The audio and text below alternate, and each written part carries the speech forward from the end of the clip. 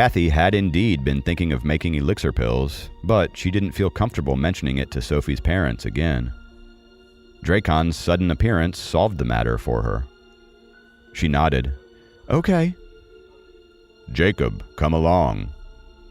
Dracon glanced at him and seemed to have sensed his concern. Without a word, Jacob stood up.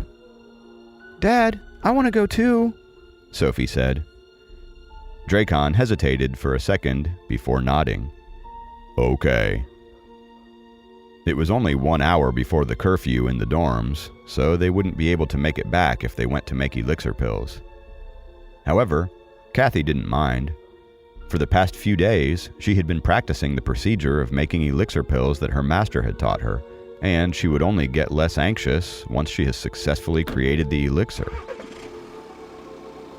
Dracon drove the three of them to the seashore before walking to the Dragon Palace along the usual tunnel. General Arthur had gotten the news and was at the gate to greet them. Among the 4 people, he was actually closest to Jacob. "General, sorry for the trouble," Jacob said when he found that their guide was General Arthur again. "It's my duty," General Arthur answered with gratification. During the hundreds of years of being the general of the Dragon Palace, this prince was the most considerate person he had ever encountered. The inside of the palace was still heavily guarded, despite the retreat of the South Atlantic Dragon Clan. Without the powerful support of Kenneth, Dracon couldn't let his guard down. After all, compared with the other 3 dragon palaces, North Atlantic was the most wealthy, but also the weakest. Since they were in the Dragon Palace now, they were going to pay a visit to Susan first. This time, Kathy wasn't blindfolded and saw all the scenery. Her expression sometimes showed astonishment and sometimes showed admiration. She almost acted the same way as Jacob when he first came to the Dragon Palace. After crossing a small plaza, they came to the palace where Susan was recovering from her injuries. In the small garden before her bedroom, Susan was practicing sword techniques in a white robe. She was still pale due to her injuries, and the surrounding flowers flew around under the force of her sword energy. It was a beautiful sight. She put away the white sword and turned to look at the 5 of them and bowed in greeting. Although she was living in the North Atlantic Dragon Palace, she didn't have to be this polite as an inspector. Dracon nodded slightly to greet her as well. "Susan!" Sophie ran over to her. "Your sword techniques were so beautiful." Susan patted Sophie's head lightly before turning her gaze to Jacob and Kathy. "What are you doing here?" Before she could finish her sentence, she suddenly looked down at Sophie in surprise. "You have nature essence in you? Can you cultivate now?" "No, I'm just cultivating for fun." Not wanting to admit that she was technically Kathy's disciple, Sophie mumbled. "We're here today to make elixir pills," Jacob said, before adding, "to make youth pills." "Youth pills?" Susan's eyes lit up. "Yeah, my master taught me how to make elixirs, and today I'm here to get the materials for the elixir," Kathy said in a low voice. "You can make elixirs?" Susan rarely showed her emotions, but she was surprised by Kathy's words. She could tell that Kathy was only at level 3 of the Chi Refinement Realm, and she had never heard that a cultivator in Chi Refinement Realm could make elixirs. The most they could do was to control the fire. "Yes," Kathy answered with a smile. "Ms. Susan, if you are interested, please come with us," Dracon offered. Susan immediately agreed. Elder Kayla was studying scrolls in her room, and she hurried out to greet Dracon. When she heard that they were going to make elixirs, she wanted to go with them too. After all, with her experience, she couldn't believe that a Chi Refinement Realm cultivator could make elixirs. The group of people went to the underground elixir-making rooms in the Godly Treasure Palace. The Godly Treasure Palace was an important structure in the Dragon Palace. and the elixir-making rooms that were hidden underground were even more critical. Even ordinary elders couldn't get access to them without permission. Of course, Dracon had personally arranged a room for Kathy's use, so the restrictions didn't apply to her. Even with the great wealth of the North Atlantic Dragon Clan, they could only build 3 elixir-making rooms, which used the 10,000-year earthly fires from under the bottom of the sea. The elixir-making room in the middle had the purest and most powerful fire. This room is usually used by Thomas's disciple, Noah, but recently he shut himself in his room, studying treasures, and hasn't been coming here. So, you may use this room to make elixir pills for the time being, Dracon said when he walked into the room in the middle.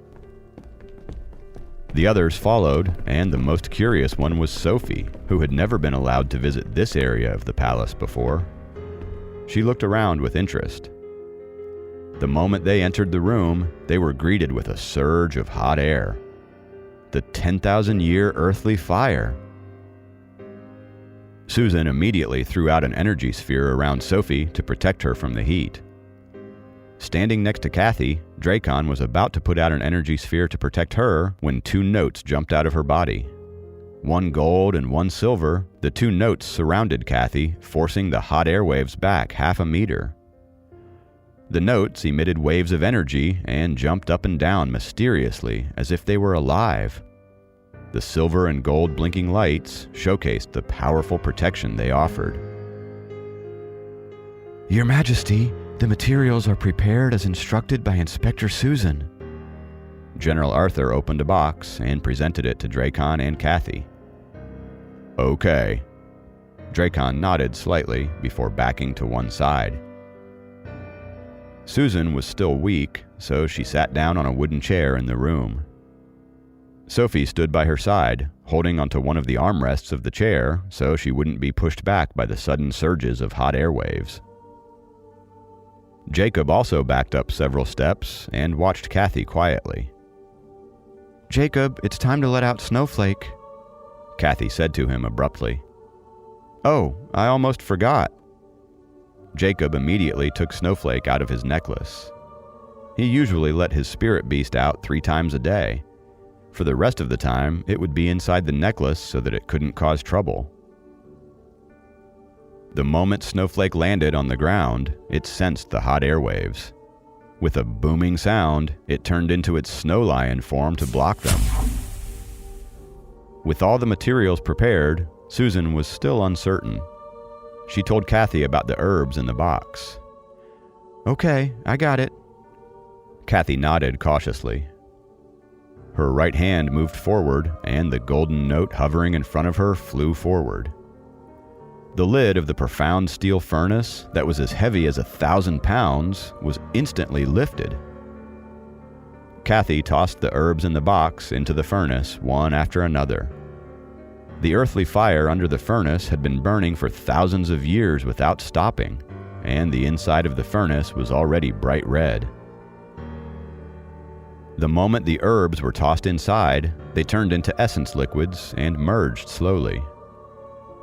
Cautiously, Kathy threw in the most critical herbs, the 3 youth flowers. At the wave of her arm, the golden note blinked and moved the lid to its original position.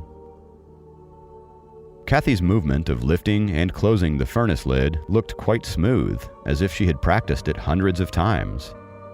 Susan looked at her with satisfaction and astonishment, wondering how a weak cultivator in the level 3 Chi refinement realm could move a furnace lid weighing about 1,000 pounds.